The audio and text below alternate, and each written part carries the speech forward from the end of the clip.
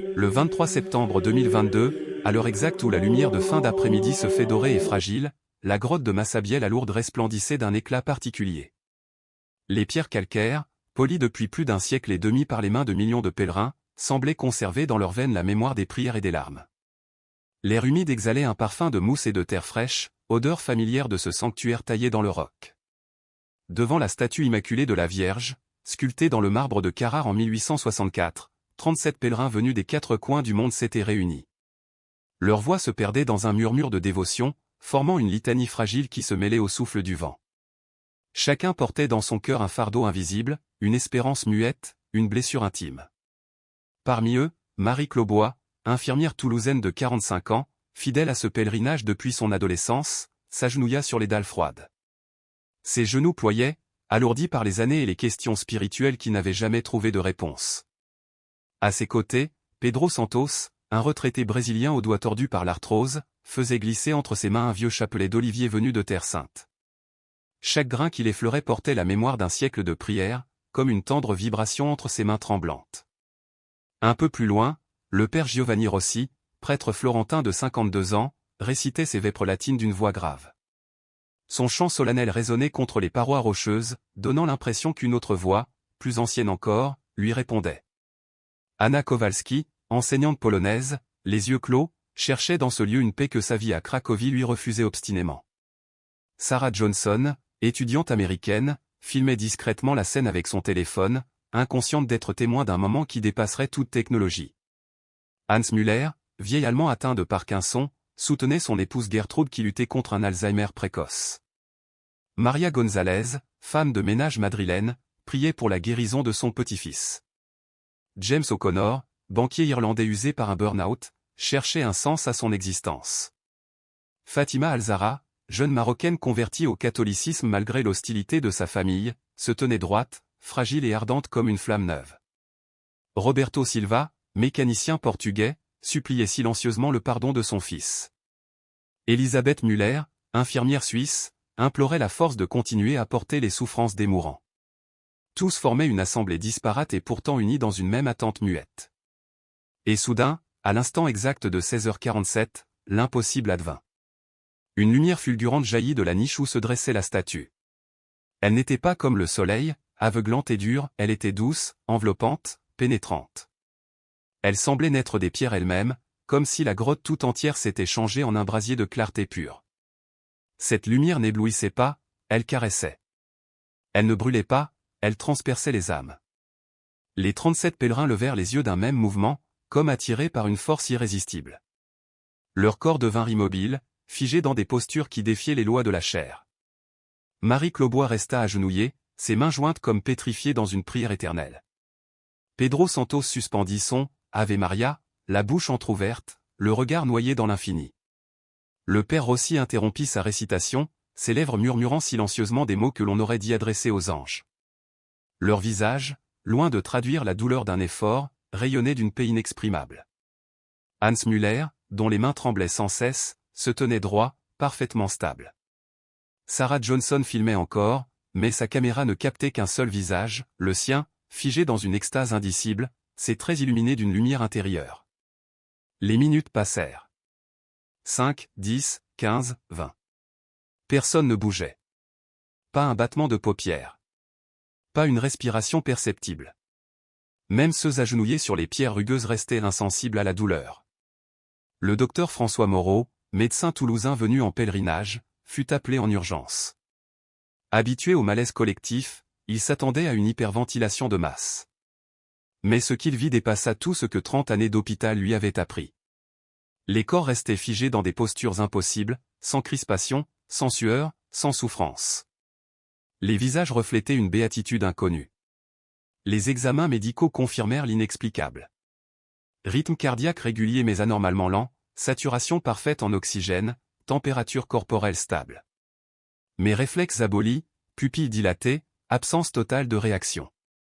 Leur corps défiait la médecine, comme s'ils étaient soutenus par une force invisible.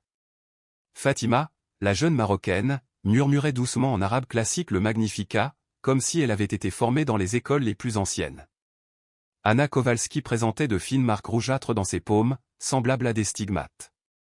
Sarah Johnson semblait émettre une lumière douce perceptible à l'œil nu, un photomètre confirma une lueur continue, assez forte pour éclairer un visage dans la nuit. Les médecins consignaient, mesuraient, tentaient de trouver des termes. Mais derrière leurs notes cliniques, ils tremblaient. Car ils savaient qu'aucun manuel ne préparait à voir des hommes et des femmes transformés en statues vivantes, habités par une paix surnaturelle. À l'extérieur, la nuit tombait. Les cierges des pèlerins vacillaient dans le vent, mais face au rayonnement de Sarah, leur flamme semblait inutile. L'air vibrait d'un mélange de stupeur et de crainte sacrée. Les uns parlaient de miracles, d'autres de mystère médical, mais tous savaient qu'ils vivaient un moment suspendu entre ciel et terre, un instant qui défierait le temps et la mémoire. L'histoire de Lourdes, commencée en 1858 avec la première apparition, venait d'entrer dans un nouveau chapitre. Celui où la science, la foi et l'inexplicable s'entrelacent, non pour s'exclure, mais pour s'éclairer mutuellement. Dans la grotte de Massabielle, 37 vies ordinaires venaient d'être traversées par l'extraordinaire. Et dans le silence vibrant de cette nuit pyrénéenne, chacun comprit qu'il avait effleuré, ne fût-ce qu'un instant, le mystère de l'éternité. Le sanctuaire de Massabielle venait de plonger dans une énigme que nul mot humain ne suffisait à contenir. Les images de vidéosurveillance, examinées image par l'équipe de sécurité dirigée par le frère Antoine, confirmèrent l'impensable. La veille, à une heure parfaitement enregistrée, les 37 témoins s'étaient figés au même instant, jusqu'à la fraction de milliseconde, comme si un ordre invisible avait traversé l'air et saisi chaque corps d'une immobilité absolue. Une analyse informatique, réalisée d'urgence par un ingénieur venu de Toulouse, révéla une synchronisation parfaite, d'une précision mathématique irréfutable. Tout se passait comme si une onde électromagnétique inconnue avait balayé l'espace et, en un éclair, arrêté le temps dans la chair vivante. La neurophysiologie ne pouvait rien expliquer. C'était un défi jeté à tout ce que la science croyait savoir.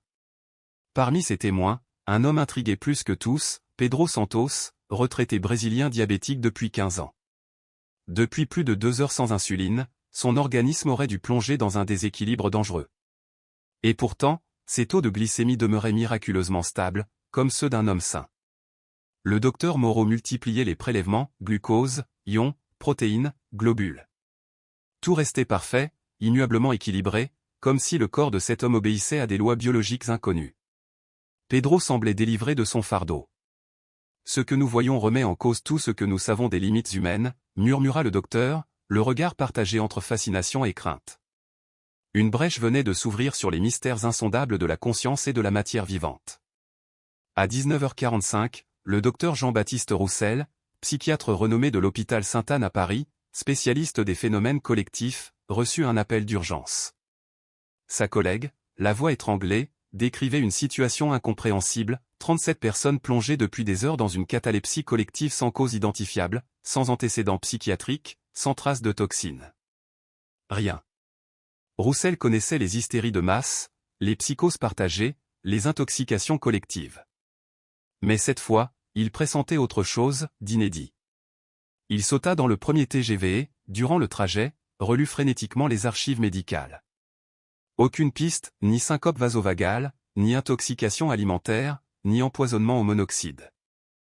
Jamais dans l'histoire, on n'avait observé une immobilisation si longue, si intense, sans séquelles respiratoires, circulatoires ou neurologiques. À Lourdes, la grotte baignait dans un silence que l'on osait rompre. Maria González, femme de ménage madrilène, demeurait agenouillée, le dos droit comme un pilier antique, les bras levés en offrande vers la statue de la Vierge. Son visage rayonnait d'une joie si pure qu'il effaçait les marques de fatigue accumulées par une vie de labeur. Ses genoux appuyés sur la pierre froide ne portaient ni blessure, ni cyanose, ni inflammation. Son sang circulait normalement, comme si le temps lui-même s'était effacé. Non loin, James Aonor, banquier irlandais, se tenait debout dans une posture impossible. Un pied en avant, les bras étendus en croix, il semblait suspendu dans l'air, enraciné par une gravité nouvelle. Le docteur Moreau tenta de déplacer son corps, exerçant une pression douce mais ferme, rien ne céda, pas même d'1 millimètre. L'homme semblait fondu dans la roche. Vers 23h30, une nouvelle équipe arriva. Le docteur Elena Marchetti, neuropsychologue internationale, apporta un dispositif révolutionnaire d'imagerie cérébrale portative. À minuit, les premiers résultats firent vaciller la raison. Les cerveaux des 37 témoins s'embrasaient d'une activité visuelle décuplée, comme s'ils contemplaient ensemble une splendeur infinie. leurs zones cérébrales s'illuminaient comme chez les grands mystiques Thérèse d'Avila, Jean de la Croix, mais avec une intensité 10 fois supérieure à tout ce que la science avait jamais mesuré. Encore plus stupéfiant, leurs ondes cérébrales étaient parfaitement synchronisées. Les électroencéphalogrammes révélaient des tracés identiques, superposés avec une précision absolue. Ils partagent une seule conscience, souffla Marchetti bouleversé. Pour la première fois, l'humanité observait une fusion collective d'esprit, un réseau neuronal commun. La grotte, baignée de lumière artificielle, ressemblait désormais à un théâtre sacré. 37 corps figés, mais illuminés d'une paix surnaturelle. Les médecins savaient qu'ils assistaient à un instant qui marquerait l'histoire. Hans Müller, retraité allemand atteint de Parkinson, offrait un exemple bouleversant. Ses tremblements avaient disparu, ses rigidités s'étaient effacées. Ses mains, autrefois secouées de spasmes incontrôlables, reposaient immobiles dans une paix mystérieuse.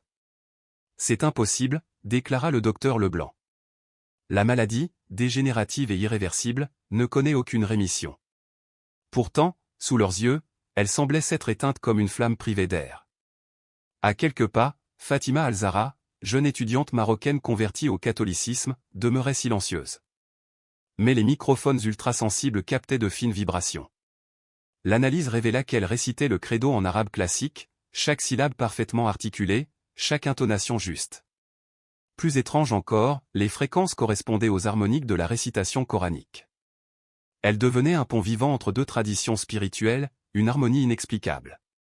Les médecins convoquaient l'histoire, Thérèse d'Avila et ses extases, Jean de la Croix et ses visions, Marthe Robin et ses vendredis de passion. Mais jamais on n'avait vu une telle intensité, une telle durée, une telle précision collective. Nous sommes face à un phénomène unique, écrivit le docteur Roussel dans son rapport. Autour de la statue de la Vierge, les visages se transfiguraient. Roberto Silva, mécanicien portugais aux mains calleuses, les leva vers le ciel. Ses mains marquées par 20 années de travail semblaient soudain rayonner d'une douceur infinie. Elisabeth Müller, infirmière suisse austère, rayonnait d'une béatitude bouleversante. Toute la souffrance des mourants qu'elle avait accompagnés semblait avoir été effacée en elle, remplacée par une paix nouvelle. Les instruments scientifiques poursuivaient leurs mesures. Marchetti constata un paradoxe, les zones de la mémoire restaient inactives. Les témoins n'évoquaient pas leur passé, ils exploraient une réalité neuve. Les airs du langage échappaient au schéma connu, ils communiquent, mais sans mots, nota la spécialiste. Un langage pur, intuitif, au-delà des codes humains. Les heures passaient. À 3 heures du matin, on en était à la 11e heure d'immobilisation. Les équipes médicales venues de toute la France contrôlaient les signes vitaux, tout restait parfait.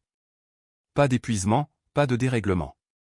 Leur corps semblait alimenté par une énergie invisible, étrangère aux lois biologiques. À l'aube du 24 septembre 2022, le soleil dorait les Pyrénées. Les témoins, immobiles depuis 14 heures, restaient transfigurés. Le docteur Leblanc, rompant avec la réserve scientifique, osa écrire le mot interdit, miracle. Giovanni Rossi, prêtre florentin, continuait de réciter le rosaire en latin, sans erreur, sans fatigue, ses lèvres obéissant à un souffle qui semblait inépuisable. À côté, Sarah Johnson, étudiante américaine, irradiait une douce lumière mesurée à 0,3 lux par les appareils. Une bioluminescence humaine, inexplicable. Anna Kowalski, enseignante polonaise, voyait apparaître et disparaître sur sa peau des stigmates rouges en forme de croix, toutes les 20 minutes, selon un rythme parfait. Les analyses confirmaient, aucune lésion, aucune inflammation. Le sang lui-même semblait dessiner ces symboles. Pedro Santos, toujours sans insuline, affichait une glycémie stable et même améliorée. Les médecins observaient, abasourdis, une régression du diabète. Roussel interrogea les familles, aucun antécédent psychiatrique, aucune appartenance sectaire. Ces gens ordinaires, venus prier, vivaient l'extraordinaire. La grotte devenait le théâtre d'un mystère qui dépassait les mots. Médecins, physiciens, psychologues, pèlerins, tous savaient qu'ils participaient à une page d'histoire. Les instruments mesuraient, mais aucune équation n'enfermait le sens. Et quand le matin s'éleva, alors que les oiseaux chantaient et que la ville reprenait souffle, 37 êtres humains restaient figés dans une immobilité sacrée. Ils défiaient la biologie, la physique, la psychologie. Ils brisaient les certitudes et ouvraient une porte invisible.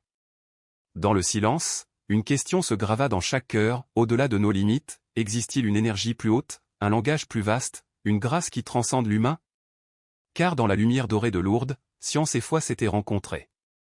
Et ce qui demeurait, plus puissant que les analyses, plus vibrant que les mesures, c'était la certitude d'avoir frôlé l'inexplicable. Au silence habité des âmes. Là, au creux des Pyrénées, dans cette grotte millénaire polie par les mains des pèlerins, la frontière entre le visible et l'invisible devint presque impalpable. L'humanité entière semblait suspendue à un souffle mystérieux, comme si le temps lui-même retenait son élan. Rares sont les phénomènes qui, dans l'histoire de la médecine, de la science et de la spiritualité, auront provoqué une telle onde de choc.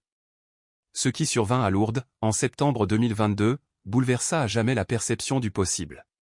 37 personnes, venues d'horizons différents, d'origines et de cultures étrangères les unes aux autres, furent saisies en même temps d'un état d'extase pétrifié qui défiait toute logique biologique ou psychologique. Elles s'immobilisèrent comme frappées par une même lumière intérieure, une même fulgurance sacrée. Les experts dépêchés sur place furent unanimes, rien, absolument rien, ne reliait ces individus entre eux. Aucune rencontre préalable, aucune connivence, aucune mise en scène. Ces hommes et ces femmes ne partageaient ni histoire, ni expérience spirituelle commune, et pourtant, ils s'étaient figés comme un seul corps, une seule âme. Parmi eux, Maria González, femme de ménage madrilène, devint l'image la plus bouleversante de cette énigme. Agenouillée dans une posture d'offrande, elle demeura 16 heures sans bouger, immobile comme une statue vivante. Les médecins s'attendaient à découvrir des lésions irréversibles, articulations broyées, circulation sanguine interrompue, tissus nécrosés. Mais à leur grande stupéfaction, ses genoux ne présentaient ni inflammation ni douleur, sa peau conservait chaleur et souplesse, comme si cette immobilité défiant la nature n'avait jamais existé. À quelques mètres de là, James Honor, banquier irlandais, se tenait suspendu dans une posture physiquement impossible, défiant ouvertement la gravité. Des ingénieurs en biomécanique calculèrent que maintenir une telle position aurait exigé une contraction musculaire intense et une dépense énergétique colossale. Pourtant, ses muscles, au toucher, demeuraient détendus, plongés dans un repos paradoxal. L'analyse neurophysiologique révéla bientôt l'impensable, les zones cérébrales responsables de la perception du temps s'étaient comme éteintes. Ces êtres ne percevaient plus l'écoulement des secondes. Leur conscience semblait fixée dans un présent éternel. Plus troublant encore, les aires cérébrales de la vue, de l'ouïe, du toucher, de l'odorat et du goût émettaient des signaux d'une intensité jamais observée. Comme si ces témoins percevaient une réalité surabondante, invisible aux yeux du reste du monde. Le 25 septembre 2022, à 12h47 précise, 48 heures après le début du phénomène, la grotte de Massabielle baignait dans une atmosphère irréelle. L'équipe médicale internationale, les responsables du sanctuaire, des centaines de pèlerins et des caméras du monde entier retenaient leur souffle. L'air vibrait d'attente, chargé d'espoir et de crainte. Et soudain, l'impossible se produisit. Marie-Claire Dubois, infirmière toulousaine devenue malgré elle le visage médiatique de ce mystère planétaire, cligna des yeux. Ses lèvres figées frémirent. Le docteur François Morobon, tremblant, s'approcha. « Marie-Claire, m'entendez-vous » Alors, dans un mouvement d'une grâce infinie, elle tourna lentement la tête. Ses yeux retrouvèrent leur lumière, son visage s'illumina d'un sourire de béatitude. Puis, d'une voix brisée par l'émotion, elle murmura. Elle était là. Notre-Dame de Lourdes était devant nous. Plus belle que tous mes rêves, plus éclatante que 1000 soleils, plus réelle que la réalité elle-même. Les larmes jaillirent de ses yeux. Elle décrivit une communication sans mots, une parole universelle de lumière et d'amour. Elle affirma que la Vierge Marie lui avait montré l'infini amour de Dieu pour chaque âme, chaque cœur blessé, chaque créature souffrante. Comme un réveil parfaitement orchestré, les 36 autres témoins émergèrent à leur tour de l'extase. Giovanni Rossi, prêtre florentin, ouvrit les yeux, sanglotant, « Madonna Santissima. Benedetta. Elle nous a confié un message d'espérance pour l'humanité entière. Le monde traverse des ténèbres profondes, mais la lumière divine triomphera. » Pedro Santos, un Brésilien diabétique, parla à son tour. Dans sa langue maternelle, il raconta que la Vierge lui avait montré un monde guéri par l'amour divin. Elle m'a dit que les larmes de chaque mère sont précieuses à ses yeux, que chaque prière monte au ciel comme un parfum d'amour. Sarah Johnson, étudiante américaine, se remit à parler mais en français parfait, langue qu'elle n'avait jamais apprise. Elle raconta avoir vu la paix descendre sur la terre entière, les nations ennemies se réconciliant, les religions unies dans la vérité, et la jeunesse retrouvant foi et espérance. Anna Kowalski, enseignante polonaise, témoigna quant à elle d'une promesse de renaissance spirituelle pour l'Europe. Elle a révélé que nos églises vides se rempliront à nouveau de prières sincères. Elle pleurait sur nos divisions mais souriait en contemplant l'avenir. Tous, sans exception, décrivirent la même apparition lumineuse, plus réelle que toute réalité matérielle, une vierge venue délivrer un message universel. Les semaines qui suivirent virent affluer des foules immenses à Lourdes. Des guérisons furent rapportées, des conversions se multiplièrent, des vies entières basculèrent.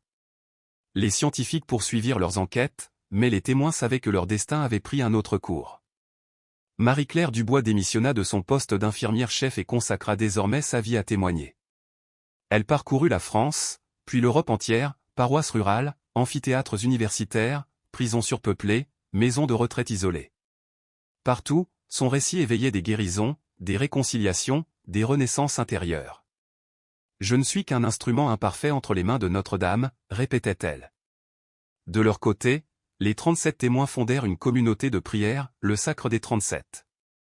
Reconnu rapidement par les autorités ecclésiastiques, ce mouvement réunit chaque mois des millions de fidèles sur les 5 continents. Ils priaient chaque jour à 16h47, rappelant l'heure mystérieuse où tout avait commencé. Certains témoins connurent une fin empreinte de lumière. Pedro Santos s'éteignit paisiblement 6 mois après l'apparition. Ces derniers mots résonnent encore, « Je la vois, elle vient me chercher. » Dites aux autres que la promesse s'accomplira. À ses funérailles, un parfum de rose enveloppa miraculeusement tout le quartier. Sarah Johnson devint humanitaire en Afrique. Son journal spirituel inspira une génération entière de jeunes volontaires, donnant naissance à un mouvement mondial de charité. Anna Kowalski, en Pologne, transforma son école violente en un modèle d'éducation et de paix, touchant ses élèves par le rayonnement de son témoignage. 2 ans après, la grotte de Massabielle continue d'accueillir des foules venues des 4 coins du monde. L'enquête officielle reste ouverte, mais pour des millions d'âmes, la vérité est claire, il s'agit d'une visitation, une manifestation de lumière. Chaque jour, à 16h47, une chaîne spirituelle traverse le monde, reliant des millions de prières. Cet héritage dépasse les explications scientifiques ou théologiques. Il rappelle que l'espérance demeure, que la lumière triomphe toujours des ténèbres. Le 23 septembre 2022, 37 témoins ordinaires vécurent 48 heures suspendues dans l'éternité. Leur témoignage continue de résonner dans les cœurs, d'inspirer les chercheurs de vérité, de rallumer l'espérance. Car l'amour de Dieu, révélé par Marie, n'a ni frontières ni limites. À Lourdes, cette vérité éternelle prit la forme d'une apparition silencieuse et transformatrice. Aujourd'hui encore, elle guide des millions d'âmes, rappelant à l'humanité qu'au milieu des désespoirs, une lumière plus forte que la nuit continue de briller. Et c'est peut-être là le plus grand miracle, que de simples hommes et femmes, porteurs de leurs fragilités humaines, aient été choisis pour devenir les messagers d'un amour universel, d'une espérance qui ne déçoit jamais.